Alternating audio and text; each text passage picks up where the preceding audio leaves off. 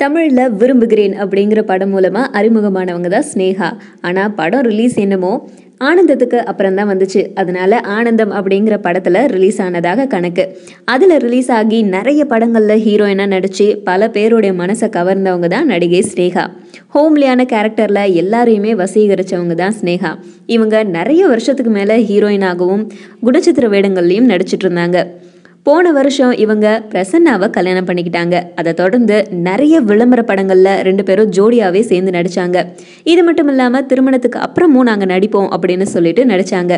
அது மட்டும் இல்லாம இவங்க ரெண்டு பேருமே ஒரு படத்துல நடிக்கிறாங்க அப்படிங்கிற நியூஸ் எல்லாம் நமக்கு வந்தது ஒரு பக்கம் இருந்தாலும், இப்போ பிரசன்னாக்கும் அவங்களுடைய ஃபேமிலியில இருக்க எல்லாருக்குமே சந்தோஷமான ஒரு விஷயம் வந்திருக்கு. அதுதான் குட்டி ஸ்னேகாவோ இல்ல குட்டி பிரசன்னாவோ வரப்போற சந்தோஷம்.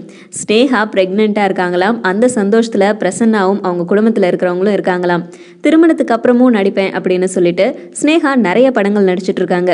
கன்னடம், தெலுங்கு, தமிழ்ல பண்ணையாரும் பத்மினியும் இந்த மாதிரி நிறைய படங்கள்ல ரொம்பவே பிஸியா இருந்தாங்க ஸ்னேகா. இது வரைக்கும் அவுட்டோர் ஷூட்டிங்லாம் போயிட்டு இருந்த அவங்க தான் பிரெக்னென்ட் அப்படின்னு தெரிஞ்சதும் வீட்டிலே இருந்து ஓய்வெடுக்கிறாங்களாம். அவுட்டோர் ஷூட்டிங் எதுவுமே போகலையாம். இதுக்கப்புறம் படங்கள் எதுலேயுமே ஒத்துக்கலையாம். பிரசன்னாவும் ஷூட்டிங் போகாம வீட்லயே இருந்து ஸ்னேகாக்கு வேண்டியது எல்லாத்தையுமே செஞ்சுட்டு இருக்காராம். அது மட்டும் இல்லாம அவங்களுக்கு பிடிச்ச உணவு வகைகள் எல்லாத்தையுமே வாங்கி கொடுத்து அவங்கள ஃபுல் டைம் சந்தோஷமாவே வச்சுட்டு இருக்காராம்.